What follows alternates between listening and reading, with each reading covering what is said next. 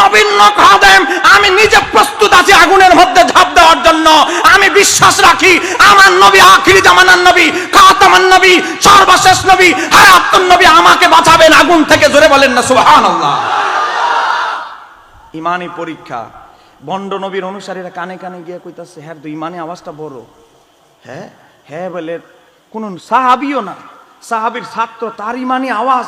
আপনি আমাদের ইজ্জত বাঁচান। বন্ড নবীর অনুসারী বলতেছে আপনি আমাদের ইজ্জতটা মাইরেন না।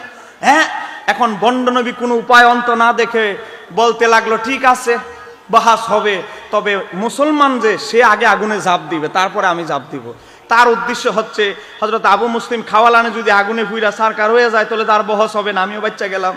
আমার বাবারা ভাইয়েরা, কিন্তু আবু মুসলিম খাওয়ালানি রহমতুল্লাহ আলাই আল্লাহর একজন ওলি, তিনি জানে যে উনাকে প্রতিযোগিতায় আগে নামানো হবে। তিনি বলে কোনো অসুবিধা নাই, হ্যাঁ ইয়ামান দেশের সমস্ত মানুষেরা তোমরা সাক্ষী থাকো, আমি মুহাম্মদ রাসূলুল্লাহ সাল্লাল্লাহু আলাইহি সাল্লামের একজন আপনা উম্মত, আমি তার একজন আশিক, আমি ঝাঁপ দিচ্ছি।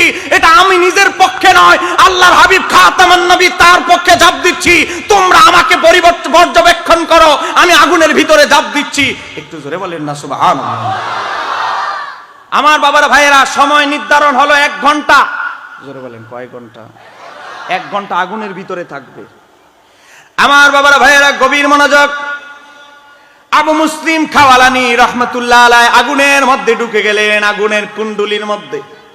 বহু ইমানদার আগুনের ভিতরে পরীক্ষা দিতে হয়েছে। আমার বাবারা ভাইয়েরা, ইব্রাহিম আলাইহিস সালামের জন্য যেমন ভাবে আগুন শীতল হয়ে গিয়েছিল, আল্লাহর হাবিবের দোয়ার বদৌলতে আবু মুসলিম খাওয়ালানির জন্য আগুন সেভাবে শীতল হয়ে গেল। আরো জোরে বলেন। আবু মুসলিম খাওয়ালানি আগুনের কুণ্ডলীর ভিতরে থাকে, আগুনের ভিতরে থেকে তিনি মুস্কি মুস্কি হাসতেছেন। আগুনের কুণ্ডলীর ভিতরে থাকার সময় সীমা ছিল 1 ঘন্টা। হযরত আবু মুসলিম খাওয়ালানি 1 ঘন্টার জায়গায় থাকলেন 2 ঘন্টা।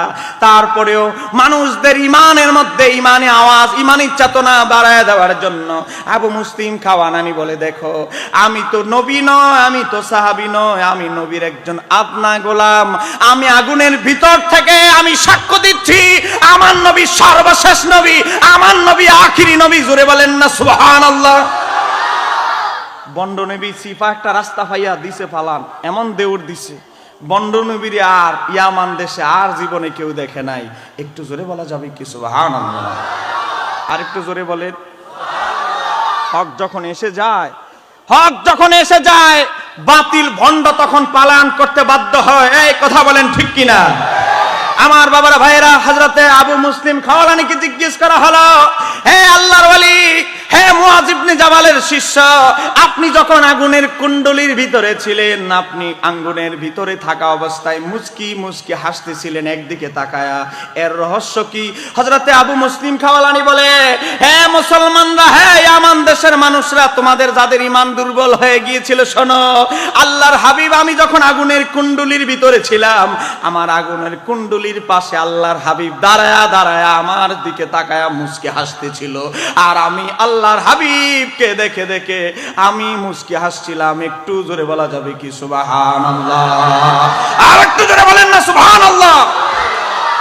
মুসলমান, ঈমান যদি থাকে, আপনার হৃদয় দিয়ে যদি আল্লাহর হাবিবকে ভালোবাসেন, আল্লাহর হাবিব যে হায়াতুন নবী, এই বিশ্বাস নিয়ে যদি আল্লাহর হাবিবের পক্ষে দাঁড়ায়া যান, স্বয়ং আল্লাহর হাবিব আপনাকে সাহায্য করবে। এই কথা বলেন ঠিক কিনা? কথা বলেন ঠিক কিনা? তাহলে একটা কথাই মেসেজ দিতে চাই আবু মুসলিম খাওয়ালানি রহমতুল্লাহ আলাইহির ঘটনা থেকে। যুগের পর যুগ ধরে আল্লাহর হাবিব বলেছে 30 জন ভণ্ড নবীর আবির্ভাব হবে। যত ভণ্ড নবীর আবির্ভাবই হোক না কেন, আমরা আবু মুসলিম খাওয়ালানির উত্তরসূরি হিসাবে আমরা জীবন বাজি রেখে আল্লাহর হাবিবের খাতামান নবীর পক্ষে আগেও ছিলাম, আগে আমাদের পূর্বসূরীরা ছিল, আমরা এখনো আছি। মৃত্যুর শেষ বিন্দু পর্যন্ত কাদিয়ানীদের বিরুদ্ধে সংগ্রাম করে যাব। কথা বলেন ঠিক কিনা? ফেরেশতাদেরকে দেখায় দেন নারে তাকবীর, নারে রিসালাত, আহলে সুন্নাত ওয়াল জামাত। আবার নারে রিসালাত মুহাম্মদ সাল্লাল্লাহু আলাইহি সাল্লাম, আবার নতুন স্লোগান বেরিয়েছে। এই কথা বলেন ঠিক কিনা? নারায়ে রিসালাত, সারা জীবন বললাম নারায়ে রিসালাত, কি বলেন? নারায়ে রিসালাত, জোরে বলেন না, নারায়ে রিসালাত। এখন বলতেছে নারায়ে রিসালাত মুহাম্মদ সাল্লাল্লাহু আলাইহি ওয়াসাল্লাম। যে বলেন এই স্লোগান আপনারা ছোটবেলা থেকে, এই যাদের দাড়ি পেকে গেছে আপনারা বাবারা বলেন, আপনারা তো চট্টগ্রামে আলহামদুলিল্লাহ বহুদিন ধরে যারা আছেন, সুন্নিয়তের এই অবস্থা আপনারা অনেক দিন ধরে পর্যবেক্ষণ করেছেন। আপনারা বলেন নারায়ে রিসালাত বলার পরে কি মুহাম্মদ সাল্লাল্লাহু আলাইহি ওয়াসাল্লাম বলছি না ইয়া রাসূলুল্লাহ? আরো জোরে বলেন কি বলতাম? কারণ আমরা বিশ্বাস করি আল্লাহর হাবিব আমাদেরকে দেখে। এই কথা বলেন ঠিক কি না?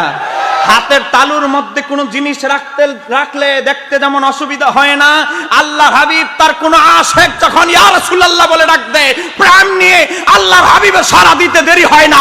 কথা বলেন ঠিক কি না? বুঝতে হবে।